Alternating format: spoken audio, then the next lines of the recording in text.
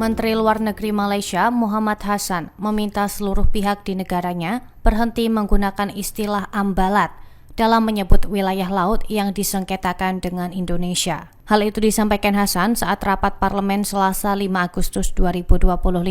Menurutnya, penggunaan istilah dari Indonesia dapat memperkuat klaim negara tetangga atas wilayah Sabah, termasuk blok ND6 dan ND7. Hassan menegaskan bahwa wilayah tersebut merupakan bagian dari kedaulatan Malaysia berdasarkan hukum internasional dan putusan Mahkamah Internasional tahun 2002.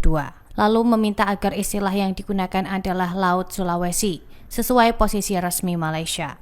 Istilah ambalat dinilai hanya menguntungkan Indonesia dalam perundingan batas wilayah. Meski begitu, Hassan menekankan bahwa Malaysia tetap akan menyelesaikan sengketa ini secara damai demi menjaga hubungan bilateral dengan Indonesia.